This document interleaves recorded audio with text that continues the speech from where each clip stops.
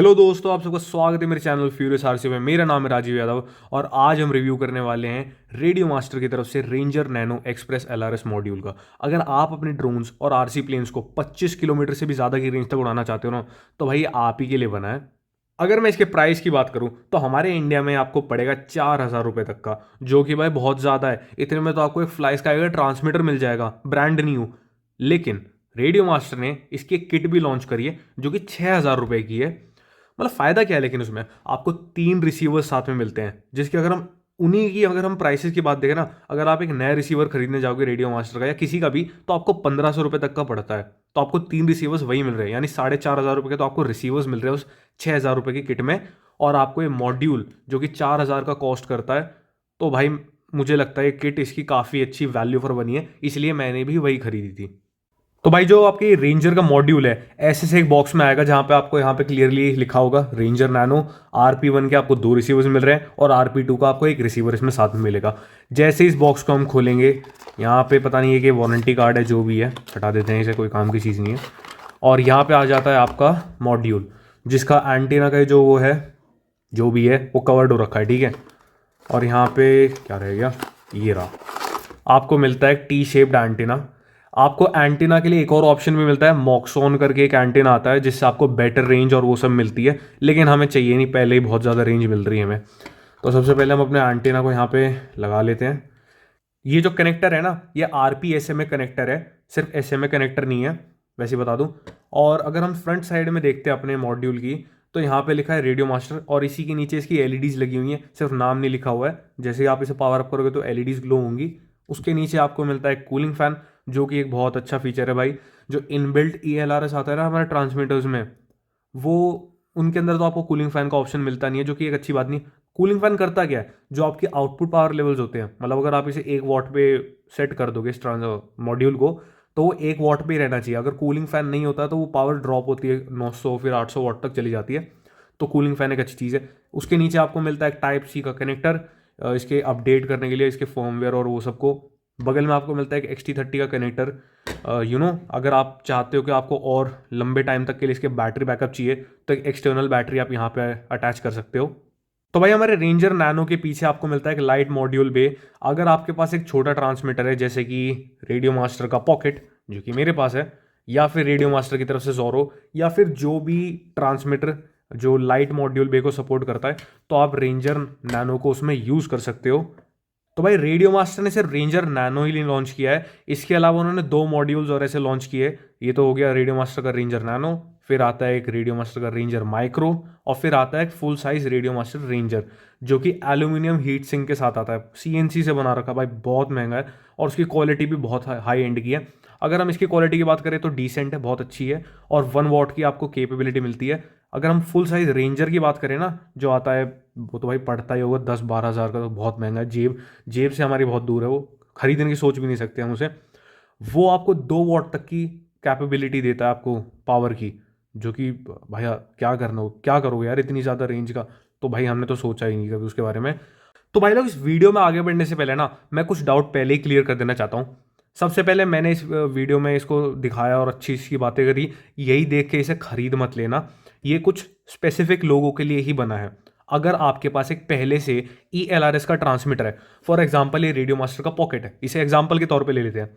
ये ELRS version में आता है, जो कि 6,500 रुपये तक का पड़ता है। अगर आपके पास वो पहले से वेरिएंट है, तो इसे खरीदने की ज़्यादा ज़रूरत नहीं है आपको, क्योंकि 250 मिलीवॉट की आउटपुट पावर देता है वो जो इनबिल्ट ELRS वाला वर्जन है। वो भी बहुत है भाई, आपको 10-15 किलोमीटर तक की रेंज दे देगा। उसके लिए आपको इसे खरीदने की ज़रूरत नहीं है। अगर आपको इसे खरीदना, ये मतलब खरीदना किन लोगों को चाहिए, मैं पहले ही बता दूं। अगर आपके पास, मैंने जैसे बताया, मेरे पास तो जो रेडियो मास्टर का पॉकेट है वो CC 2500 वाला वर्जन है, या फिर कुछ लोगों के पास जो जोरो है वो 4-in-1 वेरिएंट में होगा, या फिर CC 2500 वर्जन में होगा। उन लोगों के लिए ये मॉड्यूल बना है, जो कि एक्सप्रेस LRS यूज़ करना चाहते हैं और एक नया ट्रांसमीटर खरीदने की झंझट वो नहीं पालना चाहते, मतलब, और इतना ज़्यादा कैश भी वो खर्च नहीं करना चाहते। सस्ते में आपको एक्सप्रेस LRS भी मिल जाता है और आपके पास आपका पुराना ट्रांसमीटर भी रहता है। ये जो मॉड्यूल है उन लोगों के लिए बना है।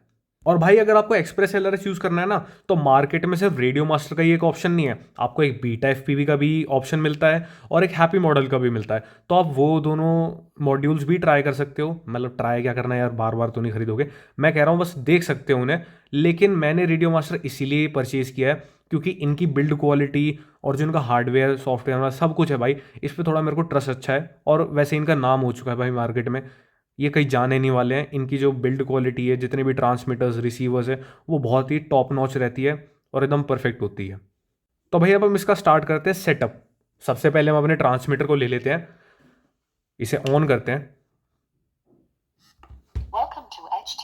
देखो भाई, हाँ ठीक है। अब देखो, सबसे पहले अगर आप सिस्टम में जाओगे, यहाँ पे एक्सप्रेस एलआरएस का आपको ऑप्शन मिलता है।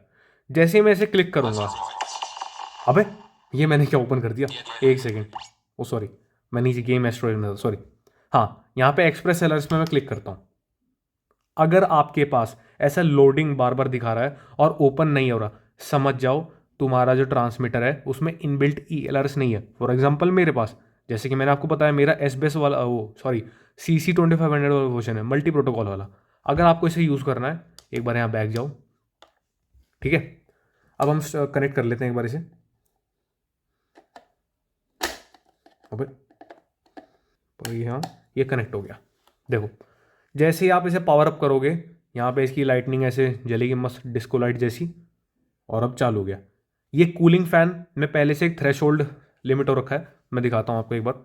सबसे पहले हम यहाँ चलते हैं वापस से सिस्टम में। अब मैं एक्सप्रेस एलआरएस पे क्लिक करता हूँ। तो भाई यहाँ पे हमारा ओपन हो गया है एक्सप्रेस एलआरएस की विंडो। यहाँ पे अगर आप सबसे ऊपर देखोगे तो यहाँ पे लिखा जाता है radio master ranger nano, RM for radio master. अगर आप उसके नीचे देखोगे तो उसके सारे सेटिंग्स के ऑप्शन है। ये मैं आपको एक डिटेल्ड वीडियो में बताऊंगा, पैकेट रेट क्या होता है, मॉडल मैच क्या होता है, ये सब मैं आपको एक अलग से एक्सप्रेस एलआरएस की सेटअप में वीडियो में दिखाऊंगा। जो आज की मेन चीज़ है, वो सबसे पहले हम यहाँ पे आते हैं TX पावर। अब ये 100 मिलीवॉट पे सेट है। जो हमारा मॉड्यूल है, जैसे कि मैंने आपको पहले बताया था, ये 1000 मिलीवॉट तक पे मतलब तक केपेबल है। तो हम अगर इसे ओपन करते हैं तो यहाँ पे मैक्स पावर में जो इसकी लोएस्ट पावर है, वो आप इसे सेट कर सकते हो 25 मिलीवॉट की। और 25 मिलीवॉट भी कम नहीं है अगर आप टाइनी वो ड्रोन्स उड़ा रहे हो, जैसे कि मैं उड़ाता हूँ। अगर आप अपने घर में उड़ा रहे हो तो आप यूज़ कर सकते हो, लेकिन भाई पावर की कमी थोड़ा ना है, फिर से चार्ज कर लेंगे, तो इसे छोड़ो।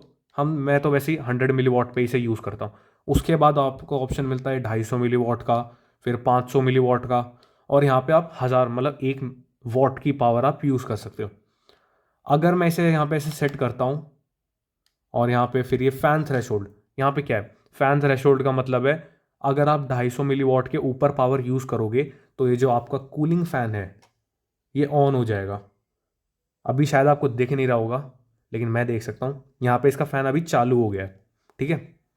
वो सब छोड़ो, इसको ज़रा एक बार मैं फिर से 100 मिलीवॉट पे ही रख लेता हूँ क्योंकि मेरे को कोई इतना काम नहीं है। और यहाँ पे नीचे आ जाते हैं। अब आती है जो मेन चीज़, यहाँ पे आप ये देख रहे हो जैसे 3.2.1। अब इसका मतलब क्या है? इसका मतलब है इसमें आपका वर्जन कौन सा फ्लैश हो रखा है। इसमें वर्जन 3 फ्लैश हो रखा है। अगर आपका कोई दूसरा रिसीवर होगा जिससे आप इसको बाइंड करना चाहते हो, तो उसमें भी वर्जन 3 होना चाहिए, वरना ये दोनों आपस में बाइंड नहीं होंगे। बस इस चीज़ का ध्यान रखना। इसके और सेटअप में और कोई चीज़ें हैं नहीं, कि भाई इतना ही सेटअप था। कमेंट करके ज़रूर बताना कैसी लगी आपको ये वीडियो। इस वीडियो को लाइक और शेयर ज़रूर करना, और सब्सक्राइब ज़रूर करना भाई इस चैनल को। Thank you very much for watching this video.